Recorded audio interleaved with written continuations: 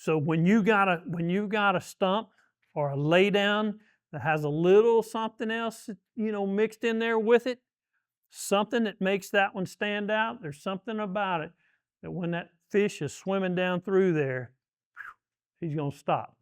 He's going to hang out right there for a little bit. Bass are very, very curious little creatures.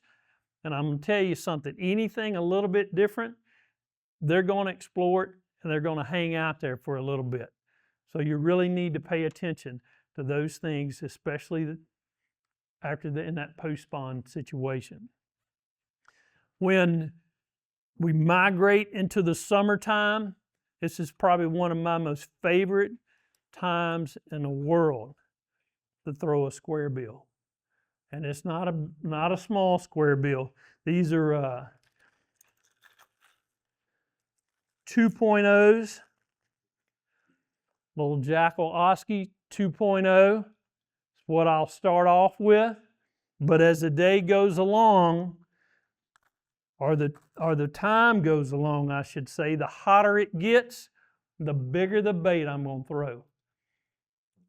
4.0 Strike Kings, the 8.0 Strike Kings, the big Bossa BB3s that I told you about. It's another one of those baits. Ain't nobody in this room got enough money in their pocket to buy that one right there. Got an X on it, that's how I know.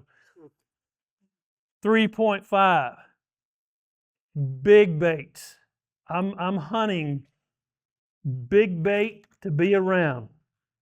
The thing about summertime cranking is this. Again, it almost goes back to wintertime. Back in my early days when I was thinking, hey, it's brutally cold out there, I need to go real deep. No, you don't. Brutally hot out there, you need to go real deep. No, you don't. The best time in the world to throw a big square bill is in the shallow water. You find you something back in there that has like a ditch and a back end of a flat. Big gizzard shad love getting shallow in the summertime. And that's when you can work on them with those big baits.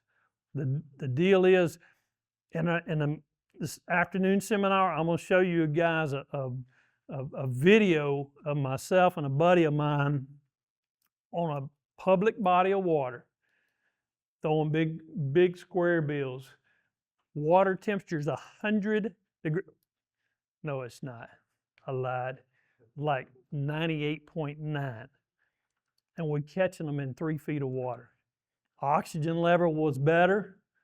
The hotter it gets, the better oxygen in the lake is going to be in that range.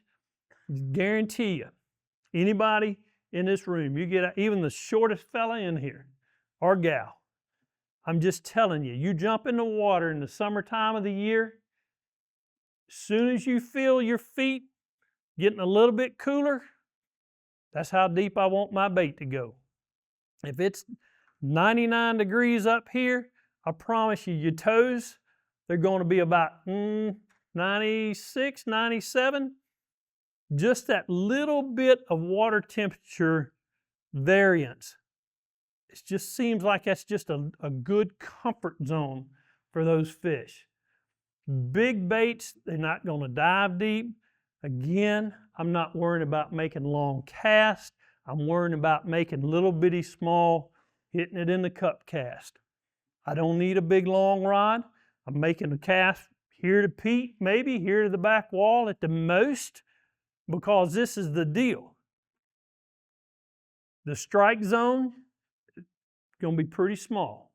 It just is. They're a little bit lethargic, but I guarantee you, 100%, if that fish looks at a little old bitty 1.5 coming by, promise you, in his mind, I'm telling you, he's going to go, and he may go, yeah. If that fish is sitting up there and you put a bait, big one by him, he ain't going to have time to say, He's going to go, yeah. He's going to exert the amount of energy to go out there and get a full meal. It's like you eating French fries. You got you a thing of French fries. I got to sit here and I got to do this, and I got to do this, and I got to do this. All of a sudden, whew, I'm worn out from eating, and I'm still not full. Or run up there and get me a Big Mac. And just, that's what I want to eat. That's what that fish wants to eat. He wants to eat a bait big enough to where he's not exerting a lot of energy. My favorite time of the year. Remember me telling you guys about fishing with them old timers on the Arkansas River? What we called coal pile. One of the most famous places on the Arkansas River there ever has been. Lake Dardanelle. You still hear a little bit about Lake Dardanelle. We still have some pretty good tournaments at Lake Dardanelle. Big square bills. I know some of you high school kids, and maybe some college kids in here as well. Y'all going to Dardanelle. You stay fishing. I promise you, they're going to have you guys there.